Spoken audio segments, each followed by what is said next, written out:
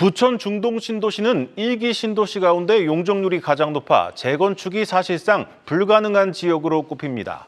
여러 단지를 묶어서 통으로 개발해야 그나마 사업성이 나오는데 이마저도 쉽지 않다는 게 문제입니다. 전유성 기자가 그 현장을 다녀왔습니다. 부천 중동 포도마을 단지. 지은 지 30년이 다 된 탓에 주거 환경이 열악한 상황입니다. 집이 노후되다 보니까 이제 새는 경우도 있고 뭐 수리하고 그러느니 차라리 그렇게 나은 것 같아. 사람으로 말하면 혈관이 맥혀 있어요.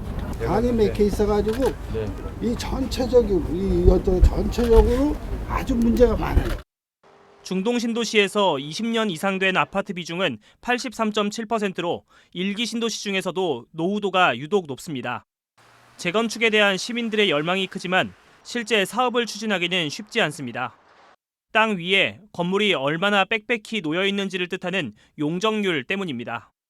부천 중동 신도시는 1기 신도시 중에서도 용적률이 가장 높은 곳으로 알려져 있습니다.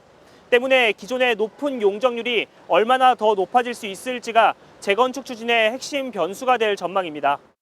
소형 평수 단지가 많아 평균 대지 지분이 낮은 점도 부담입니다.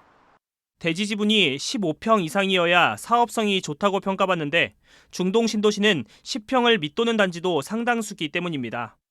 높은 용적률과 낮은 대지 지분이라는 이중고에 놓인 상황, 기댈 수 있는 건 통합 재건축 방식입니다.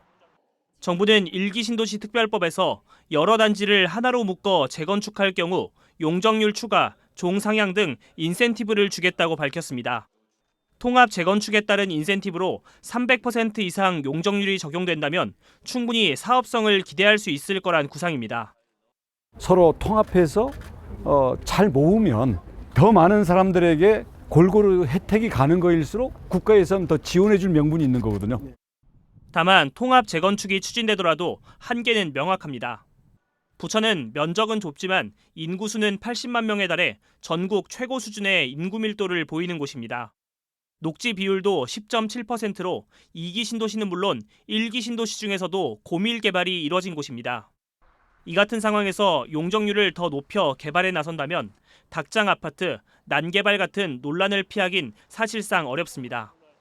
1기 신도시를 단순히 재건축해서 집 만지는 걸로 생각한다면 이게 굉장히 실패할 확률이 굉장히 크다. 자가 부담금을 낮추기 위해서 공급 보수를 늘릴 수뿐이 없는 구조로 가잖아요. 더 늘어서 광역교통은 더 혼잡하게 될 거다. 어느덧 30살에 접어든 1기 신도시 부천 중동.